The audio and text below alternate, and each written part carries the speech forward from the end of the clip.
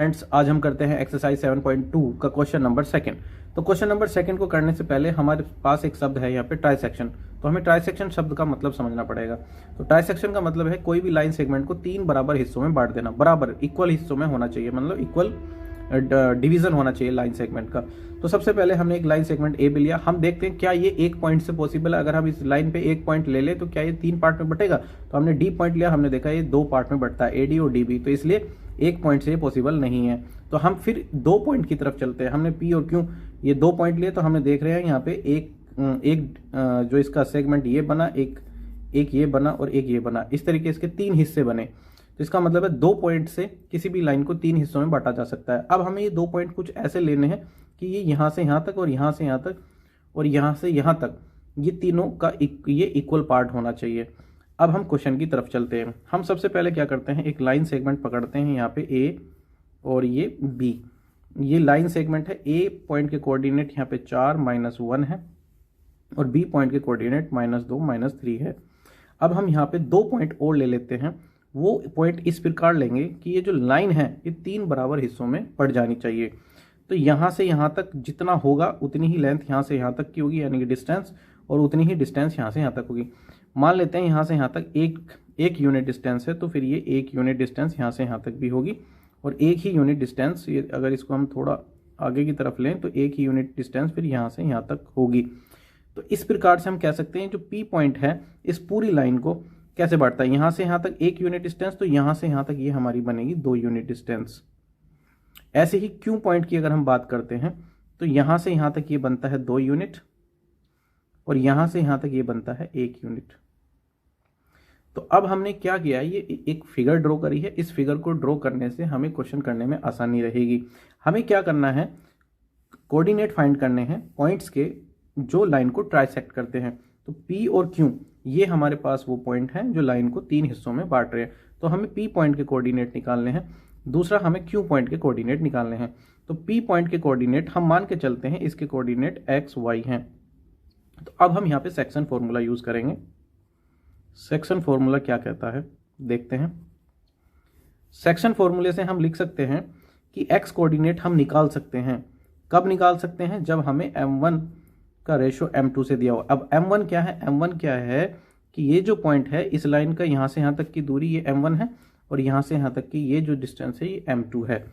तो अब हम लिखेंगे m1 के साथ में हमें x2 लेना है, प्लस कर देना है, m2 के साथ में हमें x1 लेना है और m1 प्लस m2 से डिवाइड कर देना है। तो इस हिसाब से हमारा ये p पॉइंट का x कोऑर्डिनेट आ जाएगा।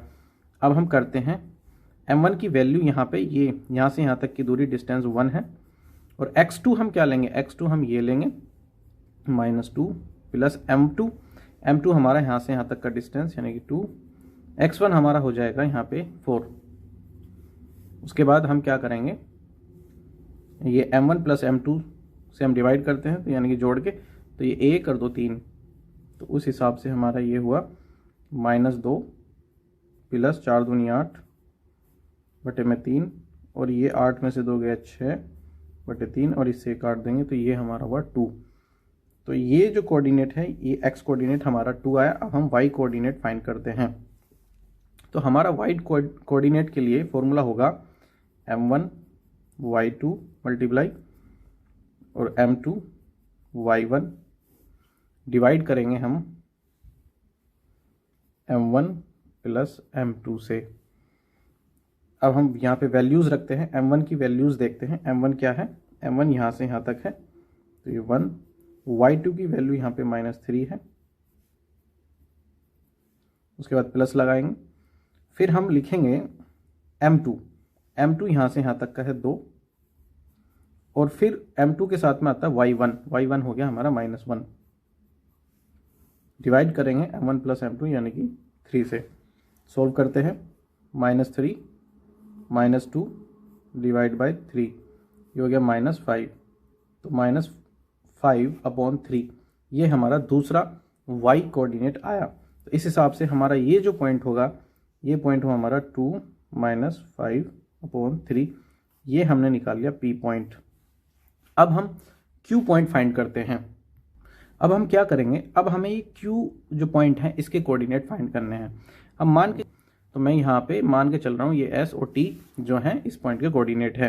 तो एस की वैल्यू हम कैसे फाइंड कर सकते हैं, यानी कि एक्स का मतलब है एक्स का कोऑर्डिनेट, हम कैसे फाइंड करेंगे, उसके लिए हमें चाहिएगा x1 मल्टीप्लाई m2, उसके बाद यहाँ पे रखेंगे हम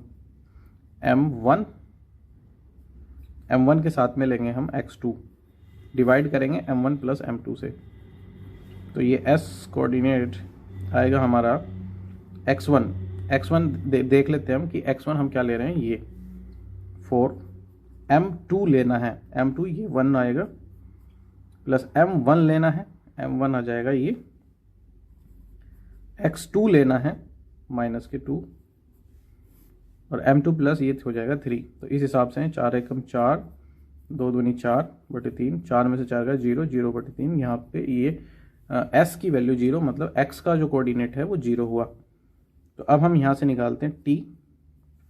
तो t कैसे फाइंड करेंगे, फॉर्मूला हमारा ये है कि हमें लेना है m1 के साथ में y2, m2 के साथ में y1, m1 प्लस m2 बराबर। अब हम m1 की वैल्यू यहाँ पे रखते हैं, m1 हमारा है ये 2, उसके साथ y2 ये है -3, प्लस हमें लेना है m2, तो m2 हुआ हमारा 1, उसके बाद हमें मल्टीप्लाई करनी है y1 से, यानी कि -1 से, डिवाइड m1 प्लस m2, ये हो जाएगा 3। थोड़ा सॉल्व करते हैं हम इसको, -6 -1/3, तो ये हो गया -7/3। तो हमारा ये जो Q पॉइंट है, तो ये Q पॉइंट हमारा क्या हुआ, ये आया हमारा 0 -7/3। तो इस हिसाब से हमारा Q पॉइंट जो था वो 2 -5/3 था, एंड Q पॉइंट ये जो P पॉइंट था और ये जो Q पॉइंट है ये है 0 -7/3। तो यही हमारा आंसर है। अब हम नेक्स्ट वीडियो में नेक्स्ट क्वेश्चन करते हैं।